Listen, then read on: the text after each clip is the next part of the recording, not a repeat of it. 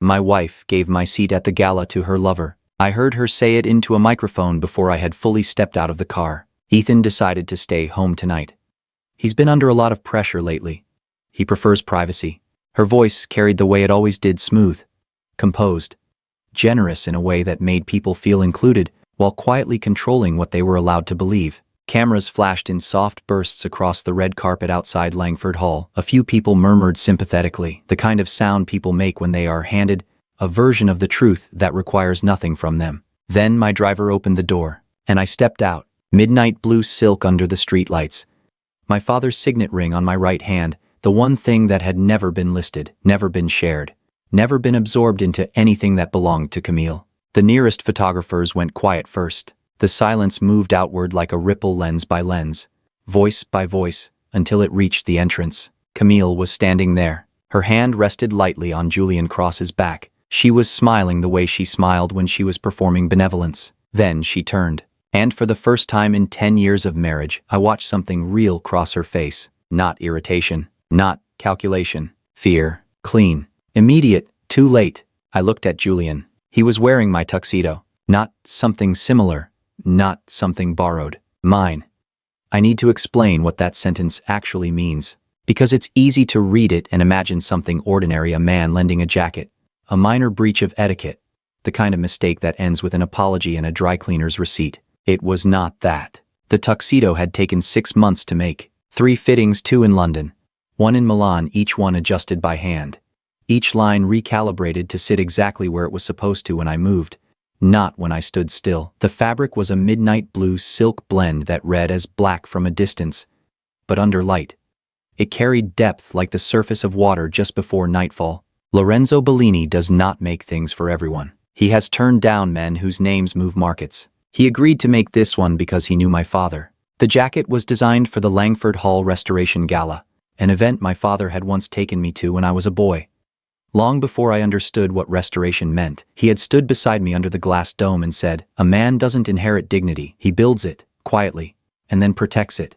Inside the lining of the jacket, Lorenzo had embroidered a single sentence, not visible, not decorative, not meant for anyone else, for Thomas, who taught his son that a name is not something you loan out. Thomas Mercer was my father, and that jacket, every stitch, every measurement, every private detail sewn into it belonged to me. Camille knew that. She had been there when Lorenzo first sketched the design. She had watched the fittings. She had heard my father's name spoken in the quiet way it is spoken when someone is still present in the room, even after they're gone. And she had taken that jacket and given it to the man she'd been sleeping with for 8 months. People assume my marriage ended on that red carpet. It didn't.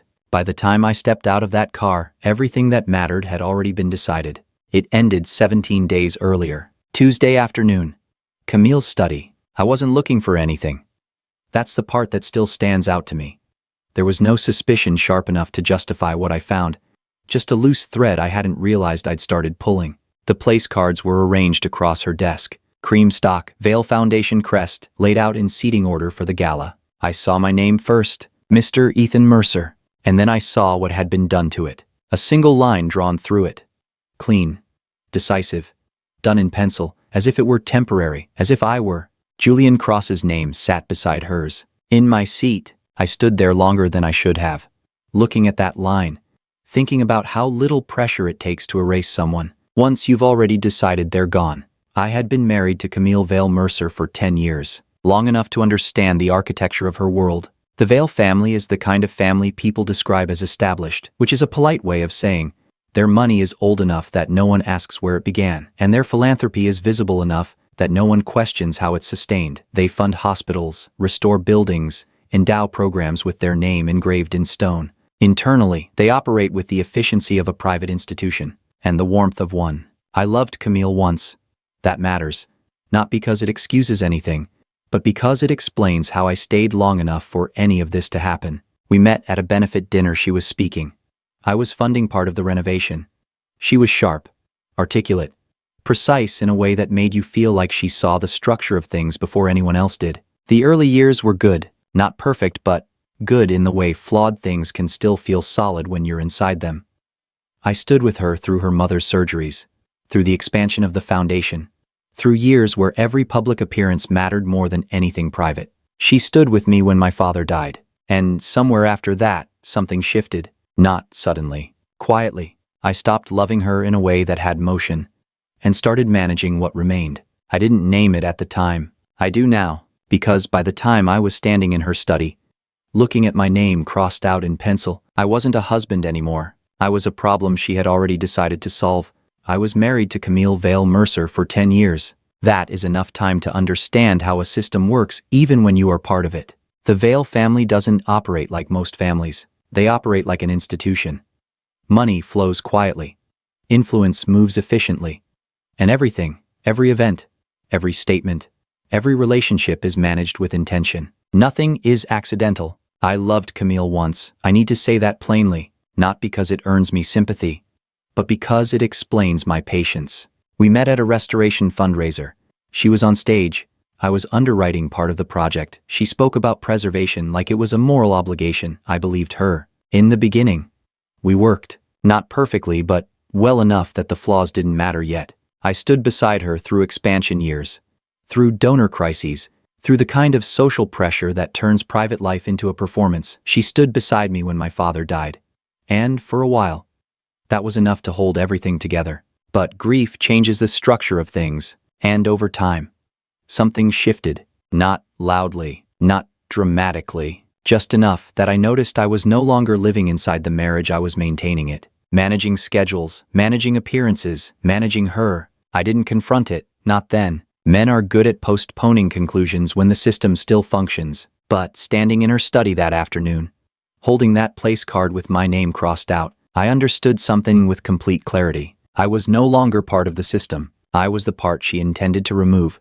I picked up the place card. The paper was thick, embossed, the kind of detail Camille insisted on for events that would be photographed and archived. Mr. Ethan Mercer. A single pencil line cut through it. Not messy, not emotional, deliberate. Julian Cross's name sat to the right of Camille's, exactly where mine had been. I was still holding the card when she appeared in the doorway. She didn't startle, didn't hesitate, just paused long enough to register the disruption, me standing where I wasn't supposed to be, holding something I wasn't meant to see. Then she walked in. "That's for final seating," she said. Not an apology, not an explanation, just a correction, as if I had misunderstood something procedural. I looked at her. "He's your lover." I didn't raise my voice. I didn't need to.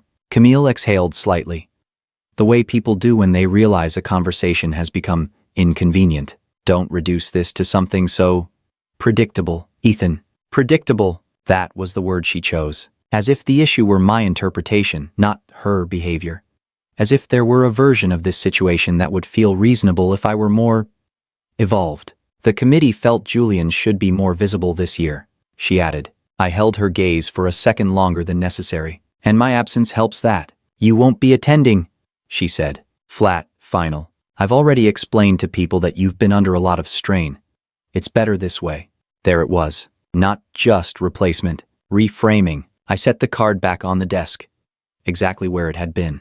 "You told them I'm unstable. I told them you need rest. That's not what it means when you say it." She didn't respond to that. Instead, she moved behind the desk and opened a folder I hadn't noticed before. Cream paper, legal formatting. "I've also scheduled an evaluation," she said. "Dr. Adrian Kessler. Thursday." I knew the name, not personally, but enough to understand the category. The kind of psychiatrist retained not for treatment, but for documentation. "You're arranging a record," I said. "I'm protecting the foundation," she replied. She turned the folder toward me. Inside was a draft document. Mercer Trust Structural Integration Proposal. My assets. The hotels, the clinic shares, the coastal property my father had left me. Reframed, consolidated, positioned to become jointly managed, controllable. "All of this becomes simpler," she said, "if we present a unified structure. If I signed, if the evaluation justified it, if the narrative held." She had already built the sequence. "You should rest," Camille said, closing the folder. "At home." Then she walked past me and out of the room. I stood there for exactly 47 seconds. I counted, because it gave me something precise to hold on to. Then I put the place card back where it had been and left the study. I didn't follow her. I didn't call her back. I walked to my room, closed the door, and picked up my phone. There are moments when a situation becomes clear enough that emotion stops being useful. This was one of them. I called Mara Ellison. Mara Ellison has been practicing family and estate law for 26 years. She is 55, precise, and has the kind of stillness that comes from hearing every possible version of betrayal and no longer finding any of them surprising. She answered on the second ring. Ellison. I explained everything in 11 minutes. I didn't rush. I didn't editorialize. I gave her facts, timeline, names, documents, the evaluation Camille had scheduled, the trust proposal on the desk. When I finished, there was a brief silence. Has Kessler examined you? She asked. No. Cancel it. I wasn't planning to go. Good. If you attend, you give them documentation. They don't need you unstable. They need you recorded as unstable. A pause. Do not speak to him. Do not meet him. Do not respond to any request framed as concern. Understood. She shifted, papers moving faintly on her end. The trust document was, it's signed. No? Good. Then, nothing has changed. They're building pressure, not executing yet. That tracked. Mara, I said. She's already told people I'm not attending the gala. I assumed as much, she replied. Which means we do nothing until she repeats that version publicly. Nothing. Strategically. Yes. Another pause. Tell me about the tuxedo. It wasn't the question I expected. I told her anyway. The fittings. Bellini. The embroidery. The contract. The insurance. She let me finish. And your relationship with Bellini. 12 years. Call him tonight. I glanced at the time. It was just after 9. He'll answer. If he made that jacket for you. He will. She didn't elaborate. She didn't need to. Mara, I said. What exactly are we preparing for? Her answer was immediate. We're preparing for them to lie in public, she said. And when they do, we correct the record. Not loudly, not emotionally, just once, with evidence. The line went quiet for a second. Then she added, almost as an afterthought, Ethan, do not confront Camille again. I won't. Good, Mara said. Let her believe this is already resolved. The call ended. I stood there for a moment, phone still in my hand. Then, I scrolled to Lorenzo Bellini's number and pressed call. Eleanor Vale came to my room the next morning. She didn't knock. She never has. A tray of tea in her hands, porcelain. Pale blue. Something older than most of the buildings her foundation claimed to restore. She set it down on the table near the window with careful precision, as if placement itself carried meaning. Ethan, she said. My name.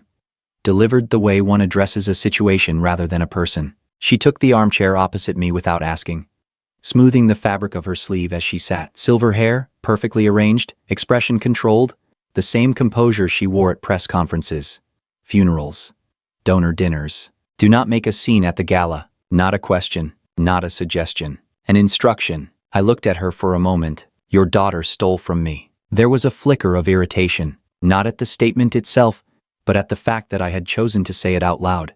This family has survived worse than indiscretion, Eleanor said evenly. Indiscretion. That was the word she chose. A softer version of what had actually happened. A word designed to reduce scale, to make the problem manageable. What it will not survive, she continued, is a public spectacle created by a man who has forgotten how to conduct himself. I let that sit between us. You're concerned about the optics, I said. I'm concerned about stability. Those aren't the same thing. They are in this context. Of course they were. For her. They always had been. I didn't argue further. There was no leverage in it. Eleanor studied me for a moment longer, as if reassessing variables. Camille believes you're tired, she said.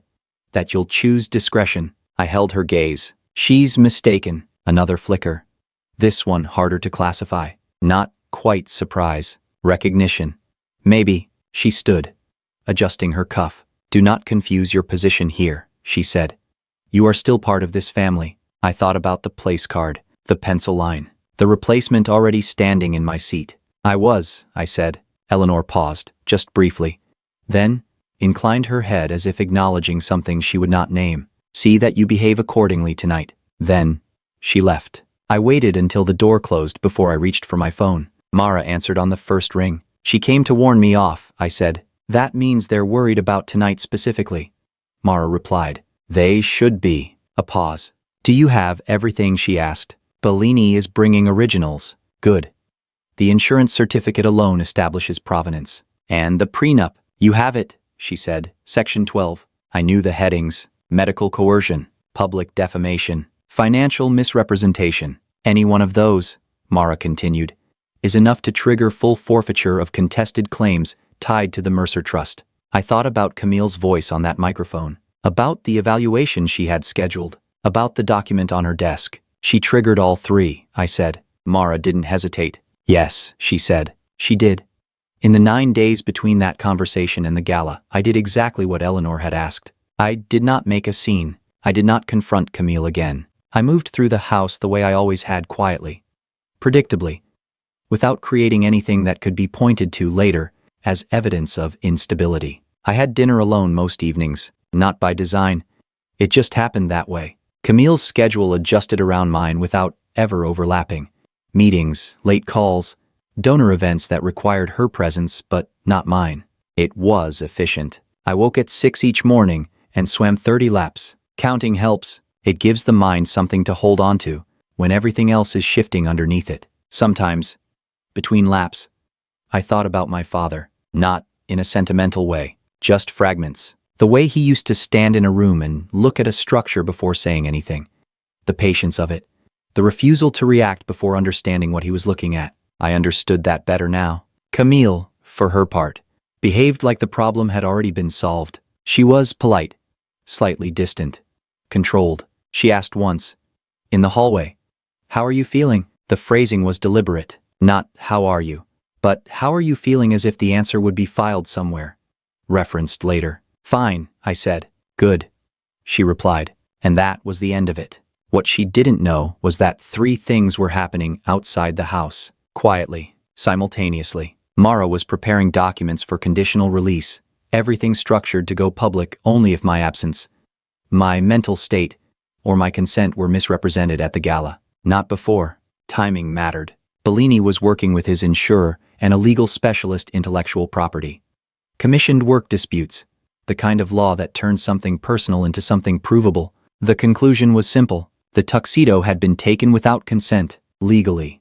That was theft. The longer version ran 12 pages. Mara had a copy in her briefcase. And there was a third thing, something I didn't know about yet. Not until the night of the gala, when Mara told me in the car.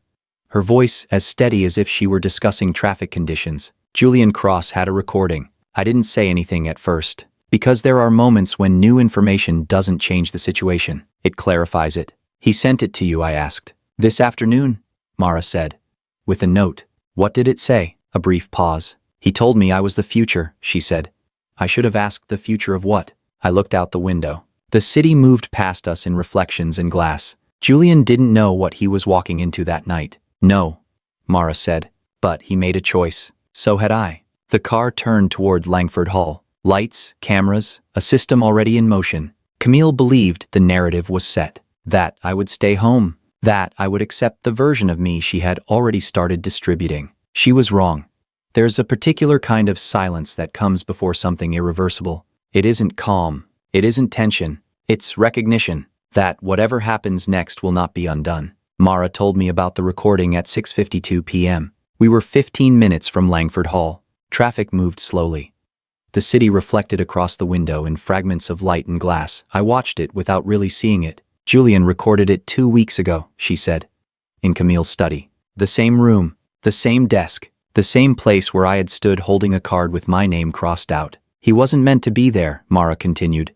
"Arrived early, heard part of a call, stayed long enough to hear the rest. I let that settle. And he kept it." "Yes. Why?" Mara glanced at me briefly. "Because he's not as naive as he looks," she said. "Just slower to act." That tracked. Julian Cross was ambitious, not stupid. Ambitious people document things when they start to feel uncertain about their position. "What does it say?" I asked. Mara didn't answer immediately. Instead, she reached into her briefcase and placed her phone between us on the seat. "Listen." She pressed play. Camille's voice came first, clear, controlled, the same voice she used on stage. "He'll sign if Kessler says he's unstable enough." A pause. Paper shifting. Glass.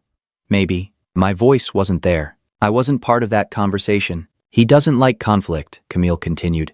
"He'll want it finished. Finished. Like a process. Like paperwork. Julian's voice came next. Lower. Less certain. And the Gala. Another pause. Longer this time. Then Camille again. You'll sit beside me. It's cleaner that way. And Ethan, a slight exhale, not regret. Calculation. He won't be there. The certainty in that sentence was precise. Measured. Decided. Julian again. After a second. And the tuxedo. I didn't realize I'd tightened my hand until Mara reached over and tapped the screen to lower the volume slightly. Wear it, Camille said. Flat. Efficient. It photographs better on you. The recording ended. Mara didn't say anything right away. She didn't need to. I stared at the blank screen for a moment, listening to the absence of sound where her voice had been. There it was. Not interpretation. Not suspicion. Structure. A plan. Articulated cleanly, without emotion, without hesitation. I sat back against the seat. She gave it to you this afternoon, I said. At 4, Mara replied, with a note. What did it say? Mara's expression didn't change, but there was a shift in her tone, something almost observational. He told me I was the future, she said. I should have asked, the future of what? I let out a breath I hadn't realized I was holding. Julian hadn't sent it out of loyalty. He hadn't sent it out of guilt. He had sent it because, at some point, he had understood the same thing I had, that he wasn't being brought into something. He was being used to replace something. The distinction matters. Outside, the lights of Langford Hall came into view. Warm, golden, carefully restored. A building brought back to life so it could host a version of the truth that never existed. He doesn't know what tonight is, I said. No, Mara replied. But he made a decision anyway. So had Camille. So had I. The car slowed. Cameras ahead. Crowd already in place. Narrative already prepared. I looked at my reflection in the window. Then I looked away. There was nothing left to consider. Only timing. The car stopped. Mara stepped out first. I followed a second later. I chose white. Not because it was dramatic. Because it was clean. A white dinner jacket, black trousers. No embellishment. No inherited pieces. Nothing that could be traced back to Camille, to the Vale family, or to anything that required permission to wear. On my wrist, my father's watch. On my hand, his ring. Nothing else. I wasn't representing a marriage. I was representing myself. The air outside Langford Hall was warm, filled with light and movement and the low hum of a crowd that had already decided what version of the evening it expected to witness. Cameras shifted toward me. Not immediately, not all at once, but one by one. Recognition moved faster than sound. Then, silence followed it. I walked forward. No rush, no hesitation. The doors stood open ahead, the amber glow from inside spilling onto the red carpet like something staged. Camille's voice carried out toward us. And the foundation is entering a new phase this year, one that reflects clarity, direction, and... She stopped, mid-sentence. The kind of stop that doesn't belong in rehearsed speech. I saw her before she saw me, poised at the top of the steps, microphone in hand, body angled slightly toward Julian, as if he were already part of the frame she intended to present. Then she turned, and the color left her face. Not slowly, not gracefully. It vanished. Julian followed her gaze half a second later. He was standing exactly where I had stood at every gala for the last decade, at her side, in my place, wearing my tuxedo. He wore it well, I'll give him that. The lines were correct, the shoulders clean. The fabric caught the light exactly the way Lorenzo had intended, subtle at distance, precise up close. If you didn't know what you were looking at, you might have believed it belonged to him. But ownership isn't determined by fit. I walked toward them, each step measured, each second stretching just enough for the crowd to understand what they were seeing. Not a surprise guest, not a misunderstanding, a contradiction. You wore it, I said. I didn't raise my voice. I didn't need to. Julian's eyes flicked to Camille, then back to me. Camille said you didn't need it anymore. There was a slight edge in his tone, defensive, uncertain. That's an interesting way to describe a stolen jacket, I replied. The space between us tightened. Around us, the crowd held still. Cameras didn't click. People didn't speak. Camille moved first, not toward me, toward control. Her hand shifted, the way it always did when she was about to redirect a situation toward my arm, toward the edge of the carpet, toward something private and containable. Ethan, she began. I heard the change in her voice, softer, measured, the version she used when something had gone wrong and needed to be corrected quietly. But there was no quiet left, because At that exact moment, someone else stepped forward and reached for the microphone. Camille's hand closed lightly around my arm. Not forceful, not yet. Just enough to suggest direction. "Ethan," she said. Her voice lowered now, calibrated for proximity instead of projection. "Let's not do this here. Here, in front of donors.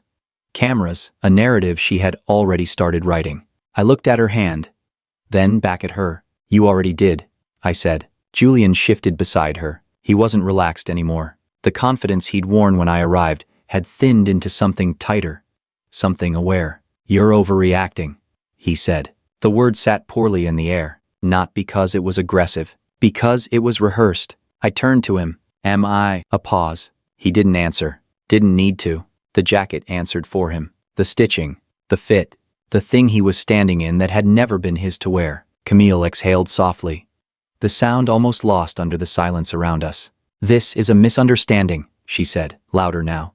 Not to me, to the people watching. There it was, the pivot, the first attempt to reclaim control of the room. I held her gaze. "No," I said, "it isn't." And that was the moment the room stopped belonging to her. Because behind me, I heard footsteps, measured, certain, someone stepping onto the platform. And then, a hand reached for the microphone. Lorenzo Bellini did not rush. He never does. He stepped onto the media platform with the quiet authority of a man who has spent decades being listened to without needing to ask for it. 6'2", silver at the temples, posture exact. He reached the announcer, said a single word, "permesso," and took the microphone. It wasn't a request. The room shifted toward him, not out of curiosity, out of recognition. "Before any further photographs are taken," Lorenzo said, his English precise, accented just enough to carry weight, "I need to correct the public record." Silence settled immediately. He looked at Camille first, then at Julian, then at the jacket. The Meridian dinner jacket currently being worn, he continued, was not loaned. It was not gifted. It was not made available under any circumstance to any individual other than the man it was commissioned for. A pause. He let the words land. It was fitted across 3 appointments. Documented. Insured for $185,000. Bound under a commissioned works contract signed by both parties. The cameras started again. Not loudly, but steadily. Lorenzo didn't look at them. He looked at Julian. "Inside the lining," he said, "there is a dedication, private, personal, not decorative." Julian didn't move, didn't speak. He didn't need to. Everyone in the room understood what that meant. Lorenzo turned, finally, toward me. "Mr. Ethan Mercer," he said, clear and deliberate, "is the sole and rightful owner of that piece." The first sound came from somewhere in the crowd. A breath. Sharp. Involuntary. Camille stepped forward. "Lorenzo," she said, controlled, almost smiling, "this is clearly a misunderstanding." "No," he replied. He didn't raise his voice. He didn't need to. "This," Lorenzo said, "is not a misunderstanding." He handed the microphone back, and in that moment, the story she had built began to fracture. Mara didn't wait for the noise to settle. She stepped forward while the room was still processing Lorenzo's words, while Camille was still deciding which version of control to reach for next. Timing mattered. It always had. "Mr. Mercer," she said quietly as she passed me, then continued onto the carpet without breaking stride. "Mara Ellison is not physically imposing. She doesn't need to be. Authority, when it's real, doesn't raise its voice. It organizes the room around it." "Mrs. Vale," she said, clear enough to carry, "this is not a misunderstanding." Camille turned toward her. There was a flicker of recognition, not fear, not yet. Calculation. "Mara," she said, recovering quickly, "I'm sure we can discuss this privately." "No," Mara replied. One word, flat, final. "This is a matter of fraud." The word landed harder than anything Lorenzo had said. Fraud doesn't belong to etiquette. It belongs to consequences. Mara opened her briefcase. Inside documents. Ordered. Precise. She didn't take them out. Not yet. Instead, she turned slightly toward the large LED screens mounted above the carpet. "This afternoon," she continued, "my client authorized the conditional release of certain materials." A pause. She let the cameras find her. "Specifically, in the event that his absence, his mental condition, or his consent were misrepresented publicly." Another pause. Camille's expression didn't break, but it tightened. Subtle. Controlled. Mara looked at the production booth. "Now," she said. The screens flickered. For half a second, Nothing. Then, Camille's voice filled the space, clear, amplified, inescapable. He'll sign if Kessler says he's unstable enough. No one moved. Not a breath. Not a shift. Ethan doesn't like conflict.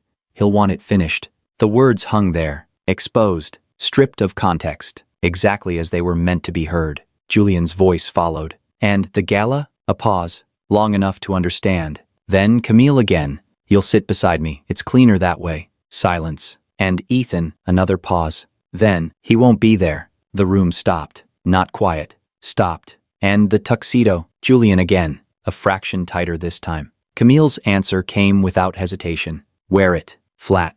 Efficient. It photographs better on you. The recording ended. For 4 seconds, nothing existed. Not the crowd. Not the cameras. Not the foundation. Just the echo of her voice under the glass dome. Then, everything came back at once. Sound. Movement. Voices overlapping. Questions, shouted. Half-formed. Urgent. Camille didn't speak. Couldn't. For the first time since I had known her, she had nothing prepared. Mara closed the distance between them. That recording, she said, calm, unhurried, was provided by Mr. Cross this afternoon. Julian turned toward Camille. Not angry. Not yet. Just awake. You said everyone protects themselves, he said. His voice was steady, carefully so. Camille's composure cracked not outwardly, but in the small places. The pause before she answered, the way her hand didn't quite settle. You went through my phone, she said. Deflection. Too late. You told me I was the future, Julian replied. The words weren't loud. They didn't need to be. Something moved through the crowd. Not sympathy. Recognition of a structure collapsing from the inside. Mara didn't look at either of them. She turned back to the audience. To the cameras. To the record. And that's when the night stopped being about a jacket and became something else entirely. Mara let the noise run for exactly 3 seconds. No more. Then she raised her hand, not high, not dramatic, just enough. And the room, almost instinctively, began to quiet. Not completely, but enough. She reached into her briefcase and removed a single document. White, clean, structured. The Mercer prenuptial agreement, she said. Executed 10 years ago. She didn't look at Camille. She didn't need to. Section 12. A pause. Medical coercion. Her voice didn't change. Public defamation. Another beat. Financial misrepresentation. Each phrase landed separately. Precisely. Any one of these, Mara continued, is sufficient to trigger full forfeiture of contested claims tied to the Mercer Trust. Now she looked at Camille, not with hostility, with confirmation. Tonight, she said, you have satisfied all three. There was no immediate reaction, not from Camille, not from the crowd, because understanding takes a moment longer when the consequence is real. Mara turned slightly, addressing the room. The Mercer Trust includes, she said, 2 boutique hotel properties, a controlling share in a clinical real estate portfolio, and a coastal estate held in family title for over 40 years. Assets, defined, measured, documented, all of which, Mara said, are no longer subject to any claim of shared control. The words settled over the room like weight, not loud, not explosive. Final. Camille didn't argue, didn't interrupt. For the first time that night, she was still. And in that stillness, everything she had built for the evening collapsed without a sound. Eleanor Vale moved before the noise fully settled. Of course she did. She always understood timing. She descended the steps from the entrance with the same measured precision she brought to every public appearance. Midnight fabric, posture exact, expression already composed into something that suggested authority rather than reaction. She had been watching, calculating, waiting for the moment when intervention might still matter. Ethan, she said, not loudly, but clearly enough that the nearest microphones caught it. You are humiliating this family. The word hung there, family, as if it still applied the same way it had a week ago. I turned toward her. For a second, I thought about the morning she had come into my room with tea, the instruction disguised as concern, the assumption that this could be contained, managed, rewritten. No, I said. My voice didn't carry far. It didn't need to. I'm returning what was never yours. The crowd didn't react immediately. It took a moment. Understanding always does. Eleanor held my gaze. For the first time in 10 years. She didn't have a response ready. Not because she didn't understand what was happening. Because she did. Completely. This wasn't a situation she could reposition. Not with language, not with influence, not with pressure applied in the right places behind the scenes. This was already public, already documented, already beyond correction. Something in her expression shifted. Subtle, almost imperceptible. Recognition. She inclined her head once. Not agreement, acknowledgement. Then she turned. No announcement, no attempt to salvage the moment. She walked back up the steps the same way she had come down, controlled. Precise. Untouched on the surface. But finished. Behind her, Mara closed her briefcase with a quiet click. She stepped slightly forward, her voice calm, almost conversational. "Mr. Mercer," she said, just loud enough to carry. "You did not marry a weak man." A beat. She let the correction settle. "You married a patient one." The distinction mattered, because patience looks like silence, right up until it doesn't. Camille didn't speak. Julian didn't move. And for the first time that night, there was nothing left for them to say. The aftermath was quieter than people expect. It always is. Public collapse happens in seconds. The consequences take weeks. Camille retained Whitmore and Hale within 48 hours. That was predictable. The firm has represented the Vale family for 2 generations, efficient, discreet, and very good at negotiating outcomes that never reach a courtroom. Their first offer arrived 2 weeks after the gala. Mara called me into her office to review it. She poured coffee while I read. No commentary, no pressure, just time. "It's an opening position," she said when I finished. The number was substantial, structured carefully. Clean language, designed to appear reasonable, while quietly avoiding the full implications of Section 12. "They want this resolved quickly," I said. "They want this contained," Mara corrected. A pause. "They know what the agreement says. They know what the recording establishes.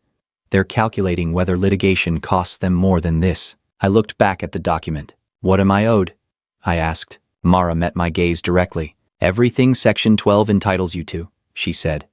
Not a fraction less. No anger, no emphasis, just fact. I set the offer down. "Then, we don't accept." Mara nodded once. "Good." There was no satisfaction in the moment, no sense of victory, just alignment. Process continuing as it should.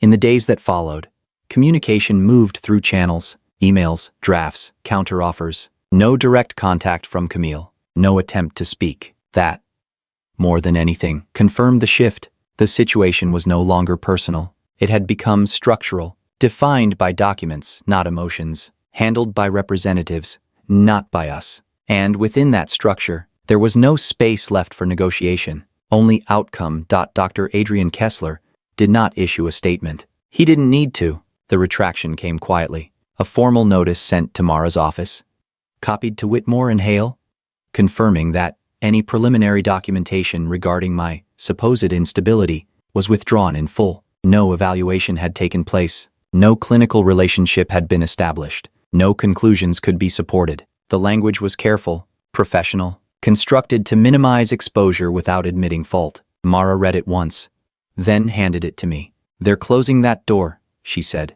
"They don't have a choice." I looked at the document for a moment, at the phrasing, at the absence of certainty where Camille had tried to create it. "That was fast," I said. Mara shrugged slightly. "You don't build psychiatric claims on a foundation that can be challenged in writing," she replied. "Not when the other side is willing to challenge it." That was the part Camille had miscalculated. Not the law, not the optics, the resistance. She had expected hesitation, delay, maybe even compliance. What she hadn't accounted for was that once something is put into record, it can be taken apart the same way, line by line, until there's nothing left to support it.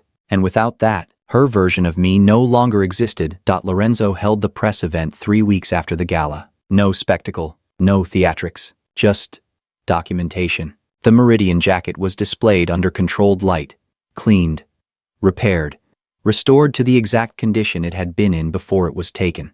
Beside it, the original commission contract, the insurance certificate, photographs from the fittings, Milan, London, final adjustments, proof, arranged in sequence, undeniable. Lorenzo spoke briefly about craftsmanship, about ownership, about the difference between wearing something and having the right to it.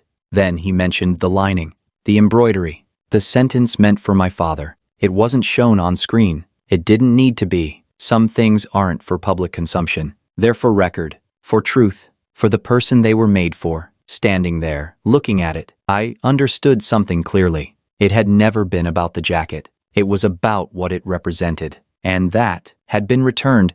Julian Cross left the city in January. There was no announcement, no statement from the foundation, just absence. The kind that follows people who were briefly visible in the wrong place at the wrong time. He gave one interview, a single conversation with a journalist who had been covering the Gala fallout, someone who understood the difference between scandal and structure. It wasn't long. It didn't need to be. He didn't defend himself. He didn't accuse Camille. He didn't mention me. He answered one question. Why did you send the recording? Julian paused. According to the article, long enough that the interviewer noted it. Then he said, I believed what I was told. That was all. 7 words. I read that line more than once. Not because it was unclear, because it wasn't. It explained everything, and nothing. It wasn't an apology. It wasn't a justification. It wasn't even a confession. It was a statement of position. He had believed the version of the future he'd been given. The same way. At one point, I had believed something of my own. The difference was, I had stopped. And when I did, everything that mattered became visible, exactly as it was.